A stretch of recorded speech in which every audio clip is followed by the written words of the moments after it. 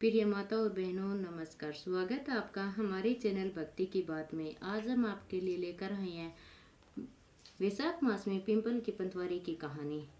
एक गुजरी थी, उसने अपनी बहू से कहा कि तुम दूध दही बेचा, तो वह दूध दही बेचने गई। वैशाख का महीना था, वहां पर सब औरतें पिंपल सींचने आती थी और वह भी बैठ गई। औरतों से पूछने लगी कि तुम क्या कर रही हो। औरतें बोले कि हम तो पिंपल की पंतवारी सींच रही हैं। उसने पूछा, इससे क्या होता है। औरतों ने जवाब दिया, किसके करने से अनधन मिलता है, बरसों का बिछड़ा हुआ पति मिलता है।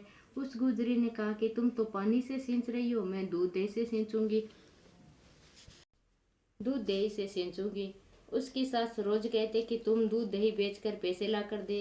तो उसने कहा, जब बैसाख का महीना पूरा हो जाएगा तब ला दूंगी। और बैसाख का महीना पूरा हो गया। पूनम के दिन गुजरी पिंपल पंतवारी के पास धरना लेकर बैठ गई। पिंपल ने पूछा कि तुम यहाँ क्यों बैठी है।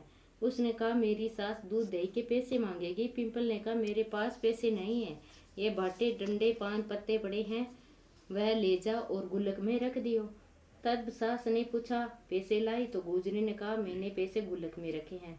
तब सास ने गुल्लक खोल कर देखी तो सास देखती रहेगी कि उसने हीरे मोती जगमगा रहे थे। पत्तों का धन हो गया। सास बोले कि तुम इतना पैसा कहाँ से लाई। बहू ने आकर देखा तो बहुत धन पड़ा है। तब गुजरी ने कहा, सासू जी, मैंने तो एक महीना दूध दही से पिंपल की पंतवारी में सींचा था और मैंने उससे धन मांगा तो उसने मुझे बाटे टंडे पत्ते दे दिए, मैंने गुल्लक में रख दिए और वह हीरे मोती हो गए। तब सासू जी ने कहा कि अब की बार मैं पंतवारी सींचूंगी। सासू दूध दही से बेच आती और हांडी धोकर पिंपल पंतवारी में रखाती। बहू से कहते कि तुम मेरे से पैसे मांग। तो बहू ने कहा कि कभी बहू भी सास से पैसे मांगती है। तो सास बोले कि तुम मेरे से पैसे मांग। तो बहू ने सास से दूध दही के पैसे मांगे। तो सासू जी पिंपल पंतवारी पर जाकर धरना लेकर बैठ गई। डंडे पत्ते पान बाटे उसे भी दिए और कहा, गुल्लक में जाकर रख दे। फिर बहू से खोल कर देखा तो उसमें कीड़े और बिलाव चल रहे थे।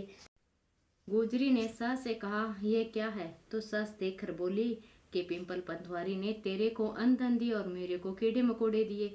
तब सब बोले कि बहू तो सत्य से सींचती थी और सासू जी धन की भूख से सींचती थी। इसलिए पंतवारी माता जैसे बहू को दिया वैसे सबको दइए और जैसे सासू जी को दिया वैसे किसी को मत दइए। कहानी अधूरी हो तो पूरी करना और पूरी हो तो मान रखना। वीडियो पर नए हो तो वीडियो को लाइक और शेयर करना और चैनल को सब्सक्राइब करना। धन्यवाद।